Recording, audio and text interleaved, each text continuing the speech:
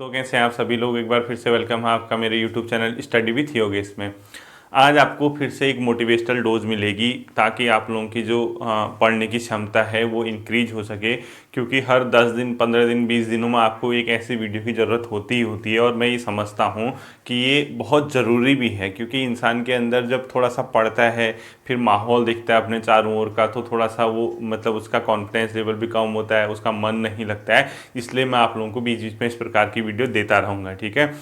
अब कल से यानी कल मंडे है, हम लोगों का एक नई सीरीज की शुरुआत होगी। वो होगी इंडियन इकोनॉमी यानी भारतीय अर्थव्यवस्था की क्लास कल से मैं शुरू करूंगा। और उसके अंदर जो पहला टॉपिक मैंने सेलेक्ट किया है वो नेशनल इनकम यानी राष्ट्रीय आय। और वो इतना महत्वपूर्ण चैप्टर है, इतना महत्वपूर्ण चैप्टर है, शायद इकोनॉमी का पहला जो सबसे इंपॉर्टेंट चैप्टर होगा वही होगा। वो सिलेबस में दिया नहीं है, लेकिन उससे क्वेश्चन आए हैं, पहले भी आए हैं, आगे भी आएंगे। वो बहुत इंपॉर्टेंट चैप्टर है, उसको अच्छे से तैयार कर लेना। आज शाम आपको 4 बजे लाइव क्विज में आना है, यानी आज उत्तराखंड के मैं विविध क्वेश्चन पूछूंगा। शाम को 4 बजे आप लोग लाइव क्विज में आएंगे। अभी से अलार्म लगा लीजिए, इस मोटिवेशनल वीडियो को देखिए, 4 बजे का अलार्म लगाइए। जो क्वेश्चन नहीं आपको आता होगा उसको आप लोग क्या करेंगे, नोट कर लेंगे। नोट करने के बाद अपना एनालाइज आप कर लेंगे। मैं ऐसे रैंडमली क्वेश्चन पूछूंगा, ठीक है, क्योंकि उत्तराखंड के जनरली फैक्ट वगैरह में क्वेश्चन करते रहूंगा, आप लोग को पूछते रहूंगा, ठीक है। अब देखिए, अब आज की जो वीडियो है, ये वीडियो ऐसे दौर में आ रही है, ऐसे समय आ रही है जब हालात हमारे साथ नहीं है, यानी स्थिति क्या है, बहुत हमारे खिलाफ है, परिस्थितियां हमारे विपरीत हैं। फिर भी हम लोगों को एक प्रकार से पढ़ना है, फिर भी हम लोगों को तैयारी करनी है। ये कैसे पॉसिबल होगा, कैसे हम लोग करें। बहुत से लोग बीमार हैं, खुद उनके परिवार के सदस्य बीमार हैं, तो इंसान मेंटली डिस्टर्ब हो ही जाता है। आप क्या, मैं क्या, कोई तीसरा बंदा क्या, कोई भी हो, इस हालात में मेंटली डिस्टर्बेंस होना उसका स्वाभाविक है। तो फिर भी हम लोग कैसे पढ़ाई जारी रखें, फिर भी इन परिस्थितियों से हम कैसे आगे निकलें, इसी को लेकर मैं आप लोगों को थोड़ा सा हिंट दूंगा, थोड़ी डायरेक्शन दूंगा। आप लोग उस पर ध्यान देना, उसको सुनना, और उसके बाद आप उसको क्या करना शुरू कर देना, फॉलो कर देना, ठीक है। सबसे पहली बात देखिए, अभी कोरोना का काल है, बहुत ज़बरदस्त महामारी अभी हमारे देश में आई हुई है। और ये एक ऐसा दौर चल रहा है जिससे कि हर कोई डिप्रेस्ड है, यानी एक प्रकार का डिप्रेशन है। लेकिन मैं ये नहीं चाहता हूँ कि आने वाले 2-3 महीने में जब हालात सामान्य हों और आप लोगों के एग्ज़ाम होना शुरू हों और उसके बाद आप मछली की तरह फड़फड़ाने लगें। क्योंकि होता क्या है, हम लोग जैसे एग्ज़ाम पोस्टपोन होते हैं या जब हमें लगता है कि यार आगे एग्ज़ाम नहीं हो पाएंगे, तो हम अपने आप को रिलैक्स कर देते हैं, यानी हम अपने आप को एक प्रकार का आराम देना शुरू कर देते हैं। उस वजह से क्या होता है कि हमारी पढ़ाई बहुत ज़्यादा प्रभावित हो जाती है। और सडनली जब जून जुलाई का महीना या जुलाई मिड अगस्त स्टार्टिंग होगा, जब हालात फिर से सामान्य होने लगेंगे, उसके बाद आपका आयोग एग्ज़ाम कराना शुरू कर देगा। और उसके बाद ऐसा नहीं होना चाहिए यार कि अब मैं क्या करूँ, अब कैसे होगा, क्योंकि वो टाइम तो चला गया। आप बताइए, पिछली बार जब लॉकडाउन लगा था, कोविड, कितने लोगों को उसको याद है, वो तो सब पास्ट हो गया ना, वो तो चला गया। अभी वर्तमान स्थिति इंसान देखेगा, उसके बाद आने वाला जो समय होगा, फ्यूचर, उसको इंसान फोकस करेगा। तो मैं आप लोगों से एक रिक्वेस्ट करता हूँ, जो लोग सही हैं, भगवान करे सभी सही होने चाहिए, जो लोग अभी घर पे बैठे हैं, घर पे बैठ के तैयारी कर रहे हैं, अपनी पढ़ाई को कमज़ोर मत करना, कंटिन्यू रखना। भले ही आप लोग कछुए की चाल से चलो, मगर चलो जरूर, ठीक है। और इसका सबसे बड़ा एग्जाम्पल, इसका सबसे बड़ा सेटअप मैं खुद तैयार करता हूँ आप लोगों को डेली वीडियो देने के बाद। मेरे साथ भी कभी कभी हालात मेरे साथ नहीं होते, फिर भी मैं आप लोगों के लिए वीडियो बना के लेके आता हूँ। इसका एकमात्र कारण है कि आप लोगों को कम से कम एक मोटिवेशन मिले कि यार जब सर कर रहे हैं तो हम क्यों नहीं कर सकते हैं। क्योंकि जब पेपर होगा, पेपर होने के बाद रिजल्ट आएगा, कहीं ऐसा ना हो कि यार हमने पढ़ा नहीं, हमने गलती कर दी। तो इस वहम में मत रहना और आप लोगों को जारी रखना है, ठीक है। अब देखिए, आशावादी इंसान कैसे बन सकता है। पिछले आप लोग ने, जैसे अभी कोविड का टाइम है, लास्ट 24 आवर में देखना, पहली बार इंडिया में 3 लाख से अधिक लोग स्वस्थ भी हुए हैं। और जो नए केसेज आए वो पुराने, जो मतलब एक्टिव केसेज हैं, यानी जो न्यू आए 24 आवर में, वो पिछले दिन के कंपैरिजन में कम हुए, यानी एक प्रकार के डिक्रीज होना शुरू हुआ है। तो ये धीरे धीरे धीरे क्या होगा, अपने मतलब डिक्लाइन करेगा, डिक्रीज होगा, जिंदगी अपनी पटरी में आने लगेगी। उसके बाद एग्जाम होंगे और उसके बाद आपके रिजल्ट वगैरह आएंगे। तो आप लोगों से रिक्वेस्ट करता हूं कि आप लोग पढ़ाई पे फोकस करते रहना, ठीक है, छोड़ना मत। अब देखिए, बहुत से मैंने कल क्वेश्चन वगैरह उसमें लिखा था कि आप लोगों को जो भी दिक्कत होगी आप मैसेज करके बता देना कि आपके साथ क्या समस्या होती। तो बहुत से मैंने पढ़े भी, कुछ उसमें मैंने पिक किए जो मुझे लगता है कि हाँ ये ऑथेंटिक है, इस पर फोकस करना जरूरी है। पहली बात है, बहुत से लोग ये कह रहे हैं कि सर हम पढ़ते तो हैं यानी हम तैयारी तो कर रहे हैं, लेकिन हम शाम को देखते हैं तो हमें लगता है कि भूल गए हैं, यानी अगले दिन ट्राई करते हैं, हमें लगता है कि हमें याद ही नहीं है। ये सिर्फ आपके साथ नहीं है, मेरे साथ भी है, दूसरे बंदे के साथ भी है, तीसरे के साथ भी, यानी हर किसी के साथ ये समस्या होती है। हम लोग पढ़ते हैं और हमें ये लगता है कि यार अभी तो हमें सब आ गया, और शाम तक जाते देखते हैं जैसे सुबह पढ़ लेंगे, शाम तक लगता है कि कुछ भी याद नहीं है, सब भूल गए हैं। ये क्यों होता है? आखिर ये इंसान का एक माइंड है, कोई कंप्यूटर तो है नहीं कि आप इसमें डेटा फीड करो वहीं चिपक जाएगा या वहीं हर चीज़ याद रहेगा। इंसान भूल जाता है, और भूलना इंसान की प्रवृत्ति है, स्वाभाविक सी चीज़ है कि इंसान इस चीज़ को भूल ही जाता है। इसका सबसे बढ़िया तरीका क्या होगा? आप सिर्फ क्या पढ़ लें, एग्जाम के लिए पढ़ रहे हैं, आपको तो एग्जाम क्रैक करने से मतलब होता है। तो होता क्या है, अगर आपने पढ़ा होगा तो उस समय कोई आपसे क्वेश्चन करेगा, उसके बाद पढ़ाई में से आप तुरंत उसको बता देंगे। क्यों? क्योंकि अगर आप खुद से आपको भूल रहा हूँ कब लगेगा ना, जब आपने बहुत सा मैटर पढ़ा, खुद ही आंखों को बंद करके सोच रहे हो उसको, यार इसका आंसर क्या था, दिमाग खाली होगा उस टाइम। लेकिन कोई एक्स्ट्रा अगर इंसान कोई अलग जगह से आपको कहीं से सुनने को मिले कि यार ये क्या था, ये किसने किया था, आप तुरंत बता दोगे। क्यों? क्योंकि जब इंसान के माइंड में एक ऐसी चीज़ बाहर से एक पावर जाती है, वो कुछ खास चीज़ को पूछता है, चाहे आपका एग्जामिनर हो या चाहे आपका फ्रेंड हो, आपसे कोई खास चीज़ पूछेगा तो आपका टोटल माइंड उसी ओर ध्यान करेगा, बाकी सब चीज़ भूल जाएगा। यानी सीधे सीधे कहने का ये मतलब है, आपने बहुत सी नदियाँ पढ़ी, आपने उत्तराखंड के झील पढ़े, बुग्याल वगैरह पढ़े, तो आपने अपने स्तर से तो किताबों से बहुत सी चीज़ें पढ़ी। अब आपके दिमाग में आएगा नहीं ये कहाँ है, ये कहाँ है, ये कहाँ है, वो आएगा ही नहीं जब खुद से सोचोगे। लेकिन जैसे ही एग्जाम में जाओगे वहाँ तो सिर्फ एक क्वेश्चन आना है। अब आपका माइंड क्या करेगा, घर से आप निकल गए, एग्जाम सेंटर पर पहुँच गए, एग्जाम हॉल पर बैठे हैं, तो आप उतने बुग्यालों को नहीं सोचोगे, आपके पास तो सीधे एग्जाम में क्या आ गया, पेपर आ गया, और पेपर देखते ही आपके दिमाग सारा का सारा उस ओर क्या हो गया, कंसंट्रेट हो गया। यानी आप टोटली उस क्वेश्चन की ओर फोकस हो गए, बाकी बुग्याल छोड़ो, नदियां छोड़ो, यानी सारा का सारा जितना पढ़ा था उस 100 नंबर के पेपर में ही सिमट के रह गया, बाकी तो आपने सब भूल गए, यानी आपको याद रखना ही नहीं, आपसे तो 100 नंबर का पेपर कर कह रहा है। तो वहां पे क्या होता है, सारा फोकस अगर पढ़ा होगा तो वहां पे आंसर सही हो जाता है। इसलिए मैं ये कहता हूं आपको पढ़ाई जारी रखनी है। आप ये मत सोचो कि यार मैं ये भूल गया, ये मुझे याद नहीं है, या ये सबके साथ है, हर किसी के साथ है, मेरे साथ भी होता है, आप सबके साथ होगा। तो आपको पढ़ा होना चाहिए, पढ़ी चीज़ एग्जाम में गलत नहीं होती है, ठीक है। तो सीधे सीधे एक बात इसका ये निकलना है, आपने पढ़ते रहना है, पढ़ी हुई चीज़ एग्जाम में गलत नहीं होगी। आप भरोसा रखिए, गलत क्या होता है, जो पढ़ा ही नहीं होता है, पहली चीज़। तो आप लोग जो ऐसा कहते हैं कि भूल जा रहा हूँ, उसके लिए था ये। दूसरा मैंने पिक किया, मैंने आप लोगों से क्या कहा था कि जैसे बहुत से लोग ये पूछ रहे हैं कि सर किस सब्जेक्ट को ज़्यादा समय दिया जाए, हम क्या करें। अब यहाँ पे एक बहुत टेक्निकल चीज़ बताऊंगा, बहुत से लोग ये सोचेंगे कि ये सर क्या बता रहे हैं, ठीक है। देखो, इसमें क्या ज़्यादा पढ़ें क्या कम पढ़ेगा, जहाँ तक क्वेश्चन है, मैंने आप लोगों से पहली चीज़ें कहा है, सबसे ज़्यादा वेटेज है उत्तराखंड प्लस हिंदी का, ठीक है। यानी उत्तराखंड, हिंदी और कंप्यूटर का सबसे ज़्यादा वेटेज है, और अदर चीज़ें बाकी हैं। अब देखो यहाँ पे एक बहुत आपको टेक्निकल चीज़ बता रहा हूँ, ये सबसे ज़्यादा वेटेज है, ठीक है, इसका, और इसका सब बाकी का एक्स्ट्रा। अब ये 60 से 65, यानी 65 मार्क्स मिनिमम मान के चले इस वाले पोर्शन को, बाकी का 35 इस पोर्शन को। अब मैं एक चीज़ कहूँगा, ये सेक्शन, ये बहुत कम लोग बताएंगे आपको, सुने रहना, ये सेक्शन आपको स्कोर देगा, क्या देगा, स्कोर देगा, ठीक है। ये सेक्शन आपको सिलेक्शन देगा। अब आप कहोगे ये क्या बात हुई, ये सेक्शन आपको सिलेक्शन देगा, ये सेक्शन आपको स्कोर देगा। अगर आप इस वाले सेक्शन को बहुत फोकस करते हैं, पहले वाले को, आप अच्छा खासा स्कोर कर लोगे। अगर आप इसको कम फोकस करोगे, इसको ज़्यादा, मतलब इसके साथ इसको फोकस करोगे, तो आपको तभी सिलेक्शन मिलेगा।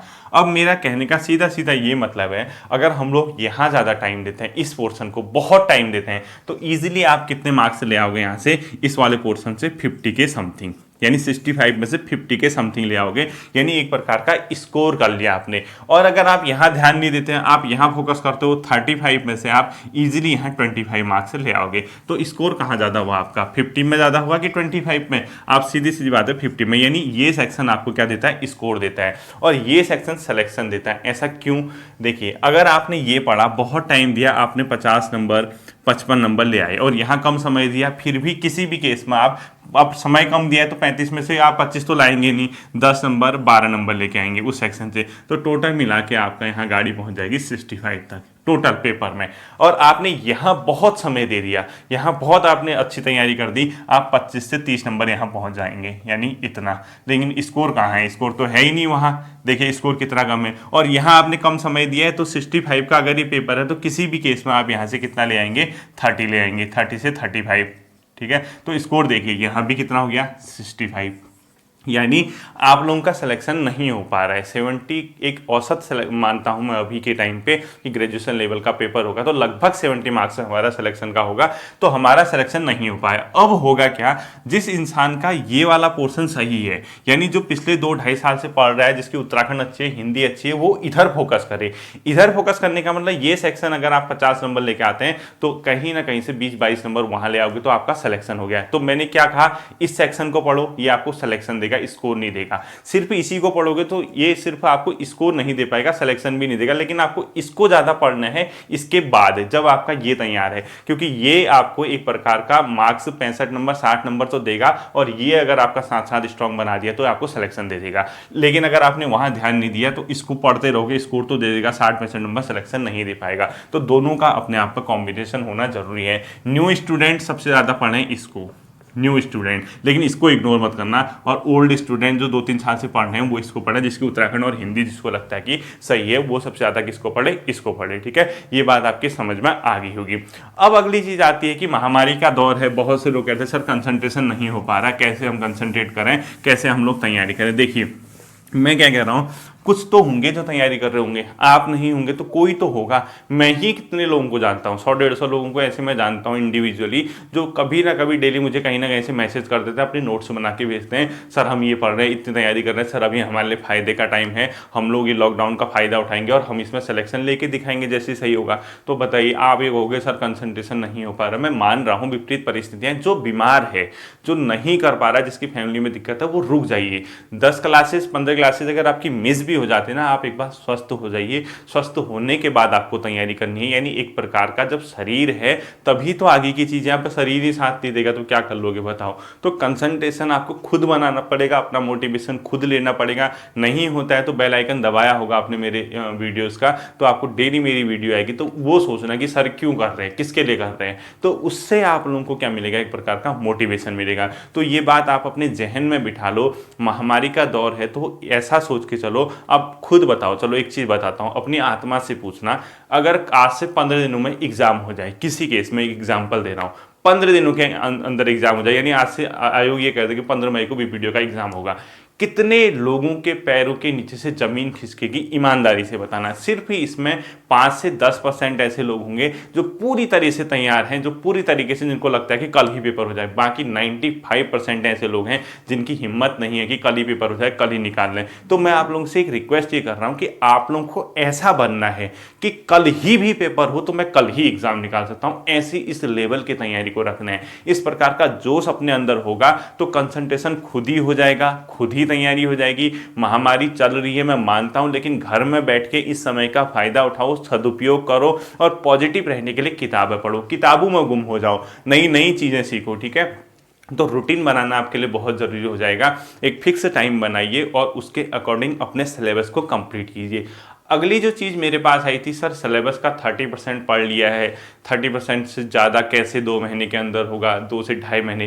पहली बात बता रहा हूँ, एग्ज़ाम की डेट निश्चित नहीं है अभी, सब कोरोना के केसेस पे डिपेंड करता है, हालातों पे डिपेंड करता है, और वो हालात क्या होंगे ना आपको पता है, ना मुझे पता है, ना आयोग को पता है, ना सरकारों को पता है। आने वाले 3 से 4 महीने में अगर हालात सामान्य होते हैं तो आपका एग्ज़ाम सितंबर से अक्टूबर के मिड में हो जाएगा। अगर हालात सामान्य नहीं होते हैं तो फिर नवंबर दिसंबर भी जा सकता है। उससे पहले हालात सामान्य होते हैं तो जुलाई अगस्त में भी पेपर हो सकता है। तो ये कोई नहीं जानता है पेपर कब होगा, लेकिन ये आपको तय करना है कि अगर कल ही भी पेपर हो, आप इस लायक बन जाओ कि आपका एग्जाम क्रैक हो सकता है। और एग्जाम के लायक कैसे बनना है, प्यार से एक सिलेबस खोल रखा है आपने, उसको ढंग से तैयार करो।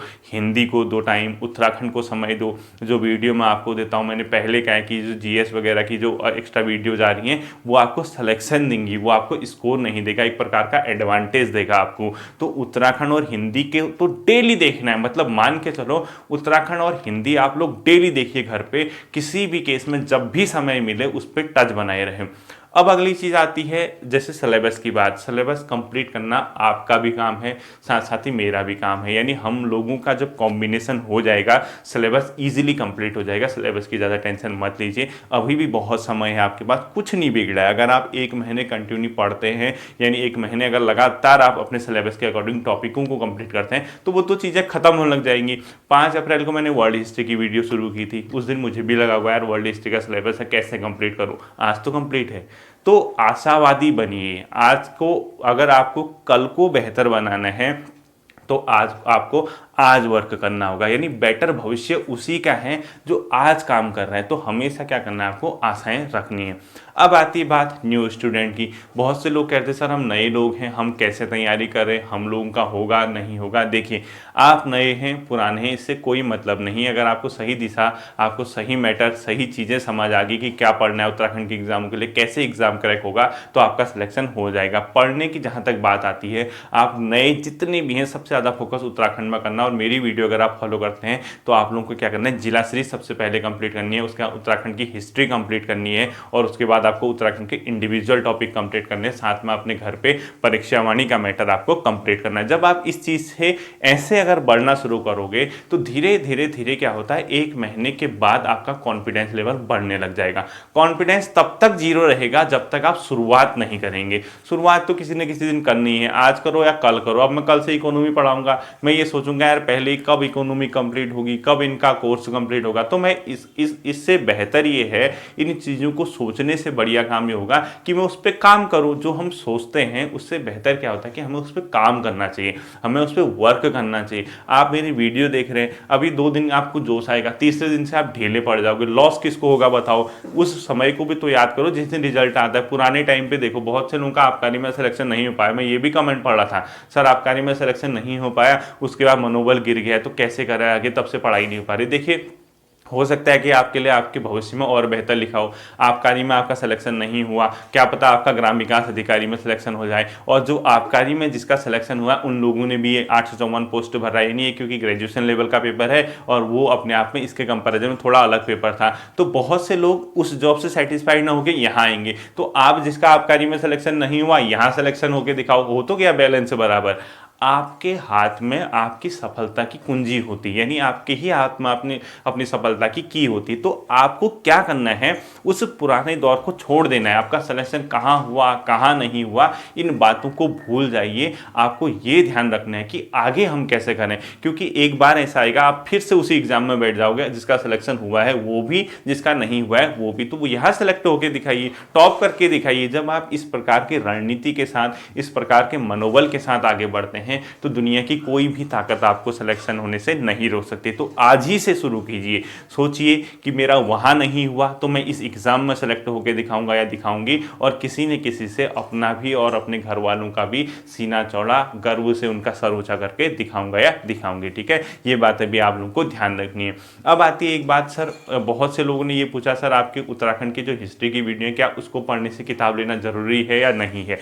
उत्तराखंड हिस्ट्री की वीडियो का ये मतलब है कि मैंने मैक्सिमम किताबों को अपनी ओर से कंक्लूड करके उसमें आपको वीडियो बनाई है। आपको वो एक प्रकार की संजीवनी देगा। ठीक है, और उसके अलावा अगर आप चाहें तो किसी किताब को पढ़ना चाहें तो पढ़िए, नहीं चाहते तो मत पढ़िए। ये मेरा कोई आप लोगों को, क्योंकि देखिए कल के दिन अगर मैं कहूँ नहीं कोई किताब मत पढ़िए, हो सकता है मेरा कोई फैक्ट छूट गया हो, आप कहोगे सर आपने कहा था किताब मत पढ़िए और फैक्ट यहाँ से आ गया, आप तो मुझे ब्लेम करेंगे। तो ये आपका अपना स्वविवेक होना चाहिए कि मुझे कोई किताब पढ़नी चाहिए या नहीं पढ़नी चाहिए। मेरी सलाह है आपको कोई ना कोई किताब उत्तराखंड की हिस्ट्री पढ़नी चाहिए, ताकि दोनों चीज़ें आपके कंबाइंड होके एक बढ़िया स्कोरिंग आप लोगों का हो सके। ठीक है, उत्तराखंड हिस्ट्री को मिस मत करना। तो ये उसका जवाब था जो ये कहता था कि उत्तराखंड की किताब के लिए अब क्या करें या क्या ना करें। ठीक है, ये बात आप लोग अपने जहन में बैठा लीजिए। अब देखिए कुछ चीज़ें मैं आप लोगों को और समझाऊंगा, उस चीज़ को आप लोग ध्यान देना, वो देखना आपको। देखिए बात आती है उन लोगों की जो बेचारे नए नए हैं। अभी मैं एक कमेंट वो भी पढ़ रहा था, सर अभी ग्रेजुएशन किया है, घर से सपोर्ट है नहीं है,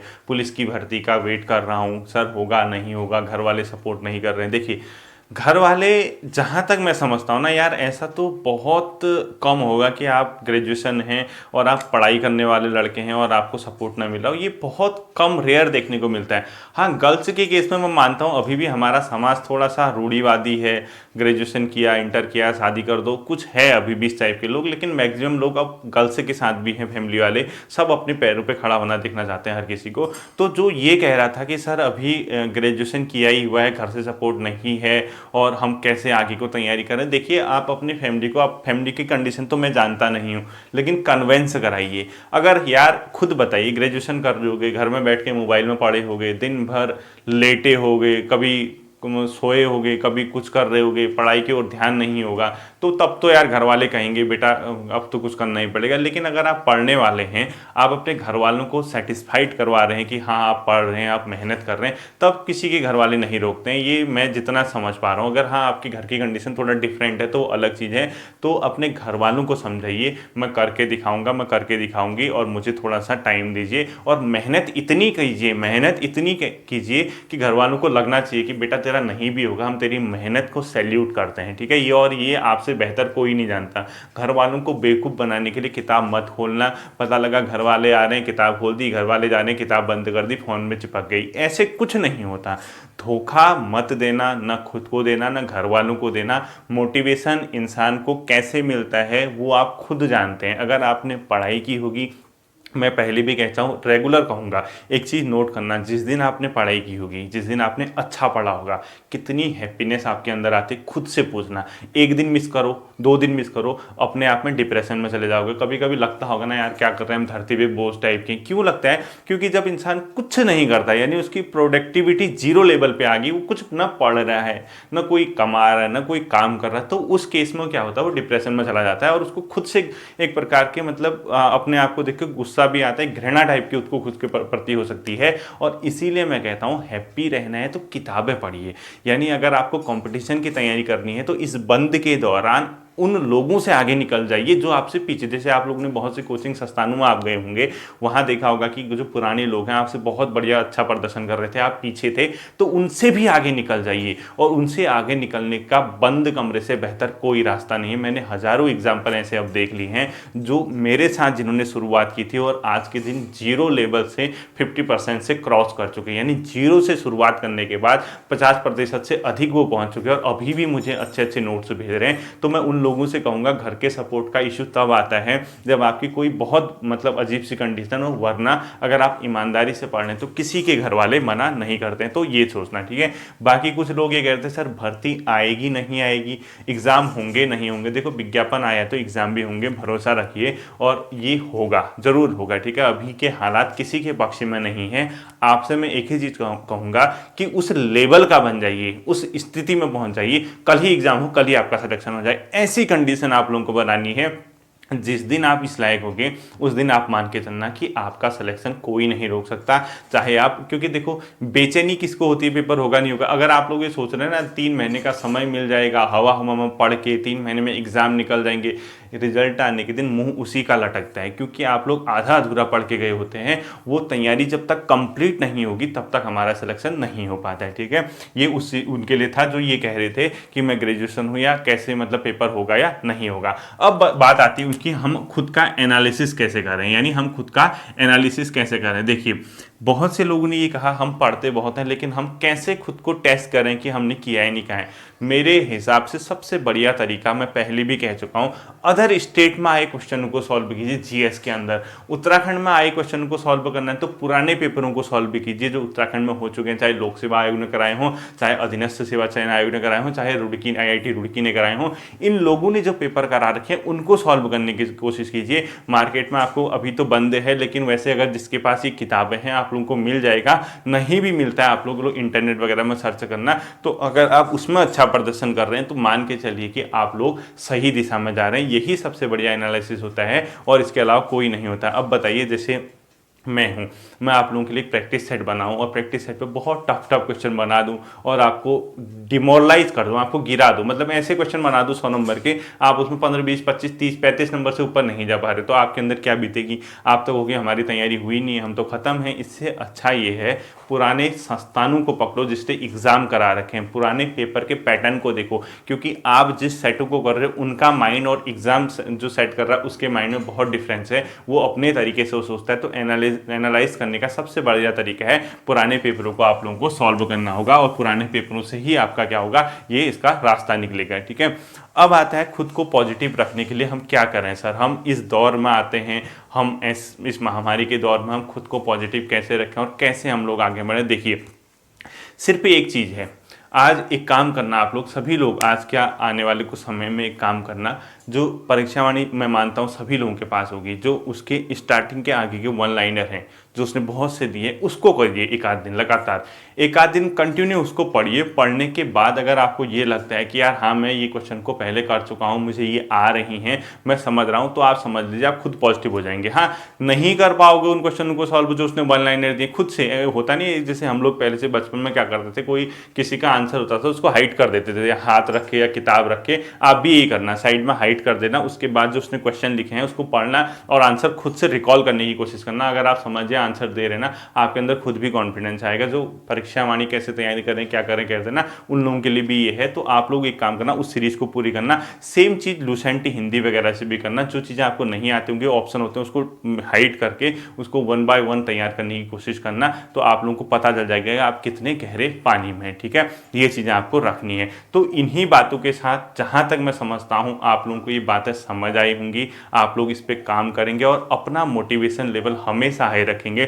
कुछ नहीं भी होता है, मुझे देखना, सर की वीडियो डेली आती है, सर डेली काम करते हैं, सर का साथ हमारे साथ है। बताइए, इतना अच्छा प्लेटफॉर्म मैं आप लोगों के लिए दे रहा हूँ, आप लोगों को इतने अच्छे से मैं डेली वीडियो दे रहा हूँ, आप लोगों को इतना मैं समझा रहा हूँ। कुछ नहीं करना है यार, घर पे बैठ के पढ़ना ही तो है। इतना जब आप करोगे ना, और कल के दिन जब स्थिति सामान्य होने लग जाएगी, आप खुद से महसूस करने लग जाओगे कि यार हाँ, हमने उस समय पढ़ाई की, हमने उसका रिजल्ट आज हमें मिल रहा है। और मैं अभी भी कह रहा हूँ, आज नहीं पढ़ाई करोगे ना, जैसी स्थिति है, ये महामारियाँ जैसी चल रही है, बहुत समय टफ होने वाला, आगे बहुत दिक्कतों का सामना हर किसी को करना पड़ सकता है। इसलिए मैं कह रहा हूँ, जब समय है उसका भरपूर यूटिलाइज करो, कंप्लीटली उसको यूज करो और उस समय की वैल्यू को समझो। आज काम करो, भविष्य अच्छा होगा।